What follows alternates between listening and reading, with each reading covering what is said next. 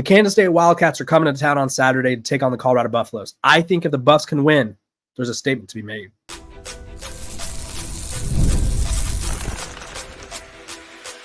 You are Locked On Buffs, your daily podcast on the Colorado Buffaloes, part of the Locked On Podcast Network, your team every day. Welcome to Locked On Buffs. I am your host, Kevin Borba. Today's episode is brought to you by FanDuel. Place your first $5 bet, and you'll get started with $200 in bonus bets, guaranteed. Visit FanDuel.com to get started. We are also brought to you by the Locked On Podcast Network. It's your team every day for free and available wherever you get your podcast. So thank you for making me your first listen of the day. Like I said, free and available wherever you get your podcast. Make sure to like, subscribe, and follow so that way you could stay along for this spectacular journey that is the Colorado Buffaloes season. Let's dive into this game this weekend. We're going to have some really great coverage of it. Dalton Wasserman's joining the show. We're going to have a Kansas State insider joining the show. But let's talk about what this game means for Colorado. I think there's three major reasons that this could be a breakout game for Colorado, a statement made for Colorado, statement time, if you will. So let's just start with the obvious one, right? Colorado went 4-8 last year. And I think a lot of people projected them to go 4-8 again this year. I think a lot of people, for some reason, have unfairly capped them at 4-8. And so while you don't want to spend your whole offseason, everything, dedicating it to being like, hey, we won 5 games, now we're better, right? But this obviously would get them past that 4-8 threshold and sort of exercise those 4-8 demons that were from last year. Obviously not the biggest part of the statement, but it's one of the 3 reasons that I think it could be a statement game. Let's go to the most important, or the second most important one. We'll save the most important for last because it's the dessert of this argument.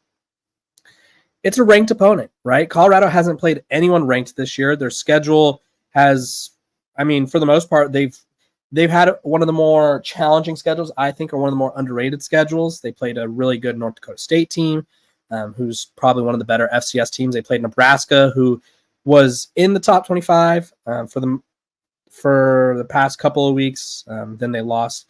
Nebraska was ranked after beating Colorado. They went up to 23, then to 22. Then they lost to Illinois. Now they're unranked, but they're a 5-1 team that'll hop back in the rankings for sure. So Colorado kind of got worked by them, but that was sort of a character building game. That was sort of a game where it was like, okay, they weren't ready for that test, but I think that helped prepare them for the ensuing tests. And so they beat the living you-know-what out of Colorado State, which was a much-needed win, sort of boost the confidence a little bit. Win a thriller against Baylor, and then they demolish UCF. And so none of those teams are currently ranked.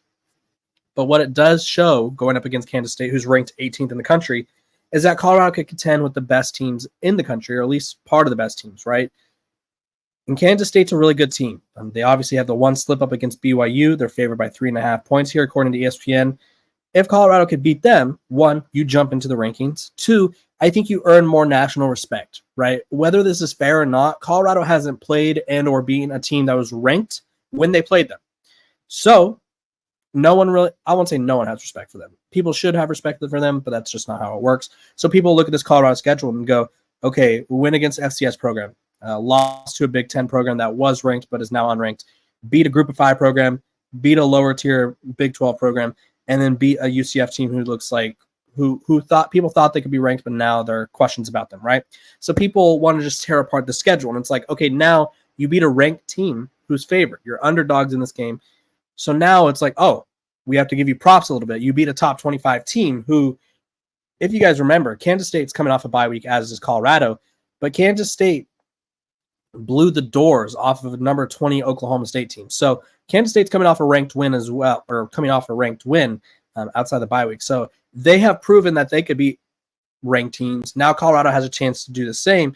And then lastly, Big 12 contention is at stake every week in the Big 12, right? Every team in the Big 12, for the most part, let's dial that back. Most teams in the Big 12 have a chance to still contend for a Big 12 title. I would say right now from Texas Tech to Utah, which is 1, 2, 3, 4, 5, 6, 7, 8, 9 teams. If you want to include Cincinnati, I don't think they're that good, but say Cincinnati for an even 10.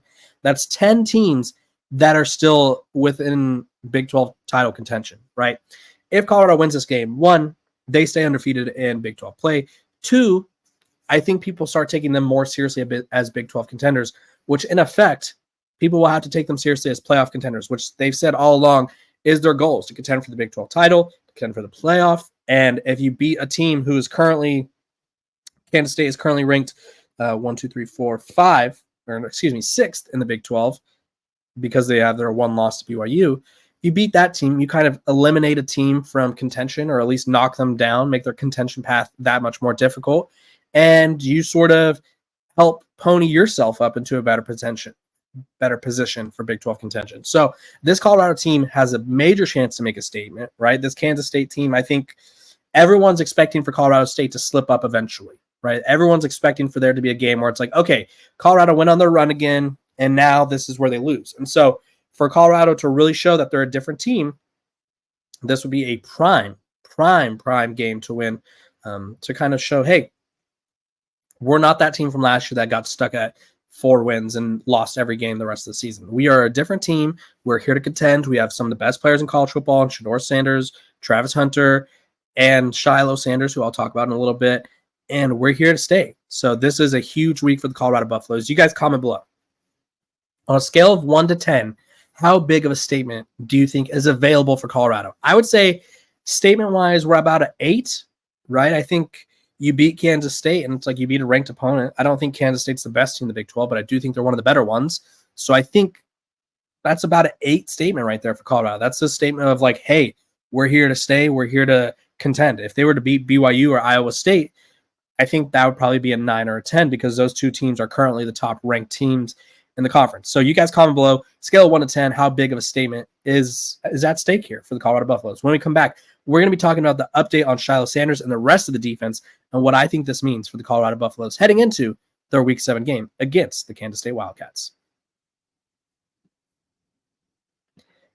All right, Locked On Buffs fans, it's time to talk about Roy. The Roy app lets you directly support your favorite athletes. Unlike collectives where you make a donation to a general fund, Roy lets you choose those specific athletes you want to support. You back the players you care about, and in return, you get exclusive content after the season, like personal videos and updates. And the best part, it's risk-free. If the athlete transfers or doesn't create the content, you get your money back. Last week, I chose Travis Hunter. The week before, I chose LeJontay Wester. I contributed $100 to their campaign on Roy and wanted you to join me in making a payment as little as $10. When enough of us contribute, it's not just about the dollars, it's about the message we send to Travis Hunter, LeJontay Wester, or whoever is going to be our Roy Player of the Week next week. Our collective supports, this is Roy, helps keep him connected to our school, whoever it may be. Plus, Roy is doing their part to bring fans closer to their schools and athletes with an exciting giveaway. Roy is giving one lucky fan 2 tickets to any game of their choice in November. Here's how to enter. Just download Roy in the App Store or Google Play and use code LOCKEDON when signing up once you've entered. Already on Roy, make a payment to an athlete's campaign. You'll automatically be entered. No purchase necessary. Void where prohibited. Go to joinroy.com for official rules. Download Roy and try it out. There's no subscription, no reoccurring fees. And for as little as $10, you can get into the NIL game. Roy, support the players, change the game. Welcome back to Locked On Buffs. I appreciate you guys for tuning in every single day, making sure you guys are staying up to date on all things Colorado, making sure I'm your first listen of the day. We're free and available wherever you get your podcast. So make sure to like, subscribe, follow. We're almost at 6,000 subscribers. And I want to thank you guys for all the support that you give me. Couldn't have done this without you. And let's continue to grow the show. We got a pretty major update from Deion Sanders today, right? Everyone in the country is preying on Colorado's downfall. Everyone's waiting for one offense to expose his defense because, as I talked about last week, late in the week, I think Robert Livingston is probably one of the best hires in college football this offseason. He's got this Colorado defense shutting down the run, shutting down opponents in the second half. Colorado has only given up, I think it's like 21 second half points. It was, 6 against North Dakota State, 0 against Nebraska, 7 against Baylor, so 13, and then 7 against UCF. So 20 second half points allowed. Did I skip Colorado State? 6. So 26, 26 second half points allowed against in the season. Excuse me. That was a word soup moment right there. But yeah, Colorado is realistically a lot better on defense. I think that they have changed a lot of things, how they run it. We've talked about it with countless guests on the show. Scott Proctor and I talked about it yesterday, and I think this defense is much improved, but they were missing their heart and soul is what I was getting at. So they're missing their heart and soul from this unit. Shilo Sanders, hardest hitter on the team, the CEO of the Headache Gang, as I believe is what he says, or is what he calls himself, right? He hits hard. There's no doubt about it. And Colorado's been without him the past few weeks because, and I want to do my math correctly, 18 plus 7. They've given him 25 points. I apologize. But Shilo Sanders was out because he broke his arm or hurt his arm. I think he broke his forearm against Nebraska. Missed the following couple weeks. It sounded like he wanted to play, but he couldn't play. But Coach Prime gave us the update today that the whole defense is back, right? Well, that means everyone. So Shilo Sanders, that means we have a healthy Chidozie Nwankwo, who played last week, but everyone's healthy. And so Coach Prime gave his props to Carter Startmeyer. He said he's really liking what he's seeing from Cameron Craig and Shilo Sanders. And so what are you getting in Shilo Sanders, right? What are you getting in a completely healthy defense? Let's start with Shilo Sanders. For one, he hits hard, right? I mean, it's as simple as that. He makes big plays. He forces fumbles. And when you force fumbles, you give the ball to the offense, which means Shedeur Sanders and Travis Hunter have more opportunities to put points on the board. So there's that. Two, he's a leader, right?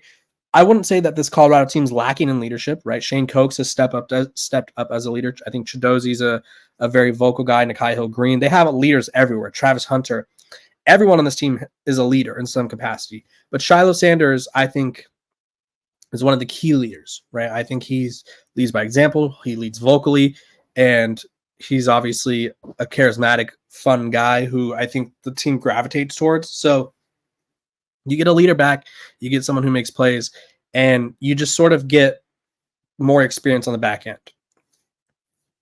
I think a lot of people shoot down Shilo Sanders for his inability to coverage because they're just like, oh, he can't cover.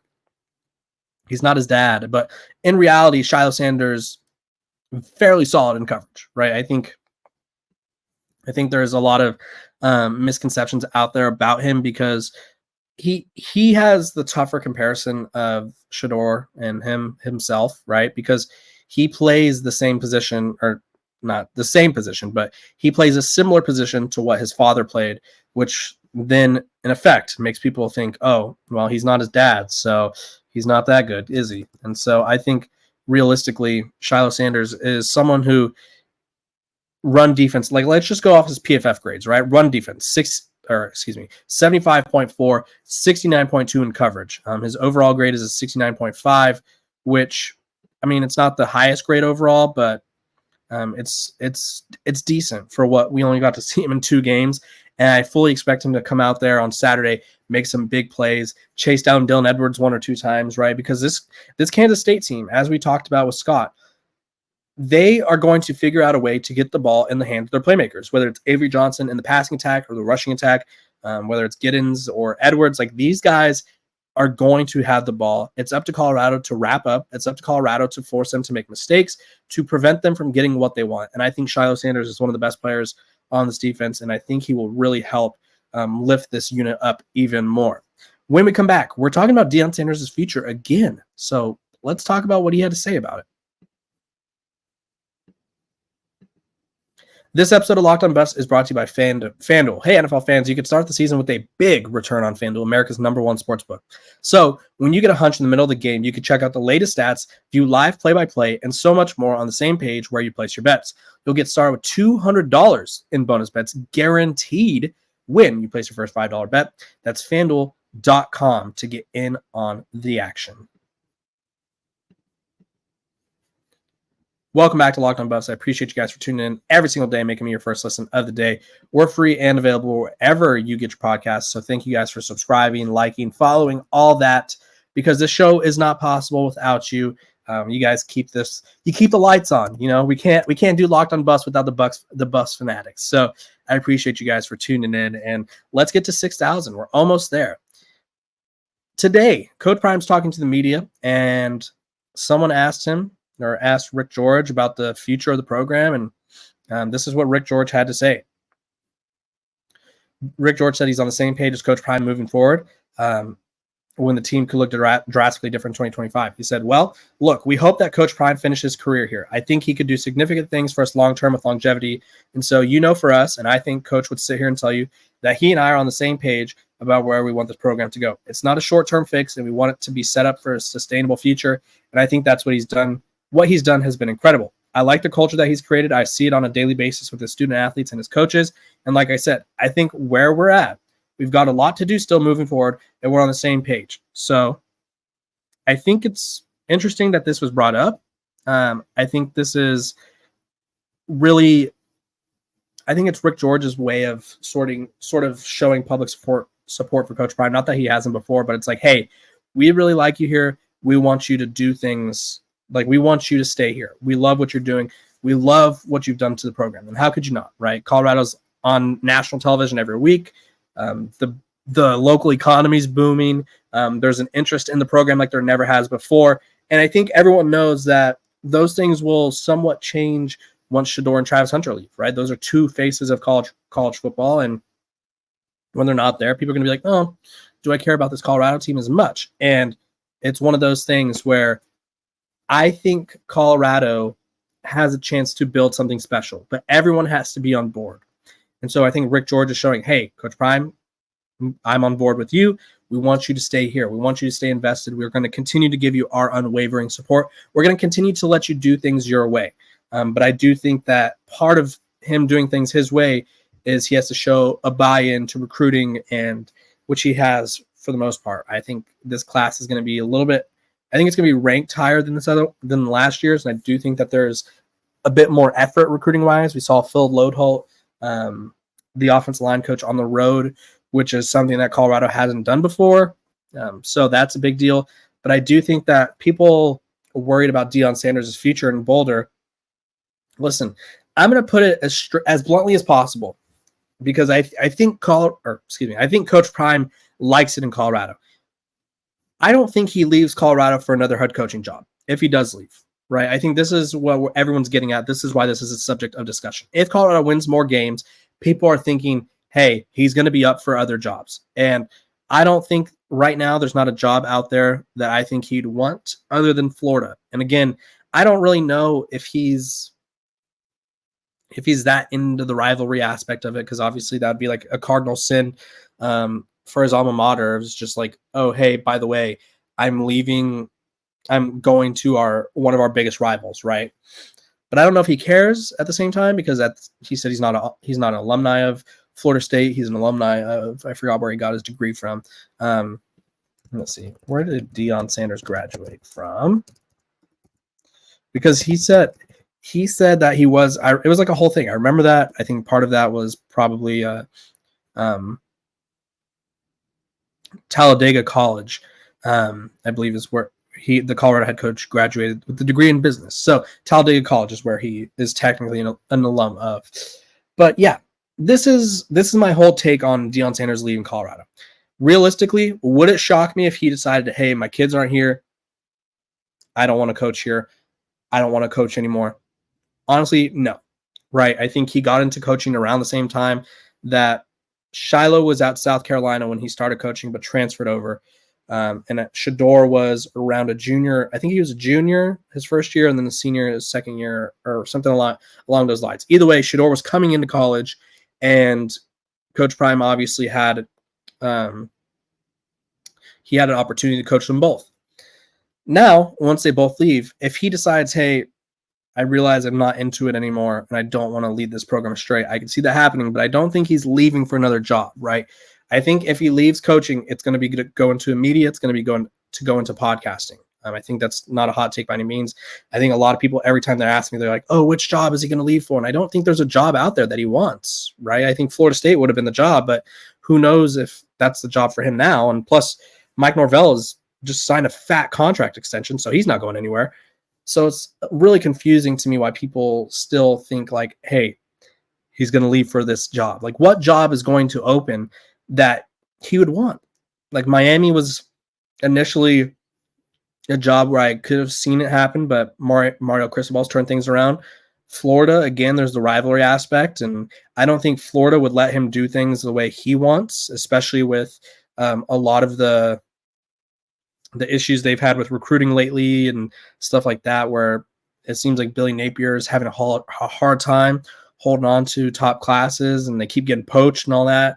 So then I'm like looking around. I'm like, Baylor is obviously not going to be the job for him, right? Where he's like, oh, Baylor's where I need to be. Like, I don't know what jobs out there where it's like he would leave Colorado, where he pretty much gets to do whatever he wants, build the program how he wants for that job. I just don't see it. I don't think he's going to leave. I do like Rick George constantly assuring that he has your support.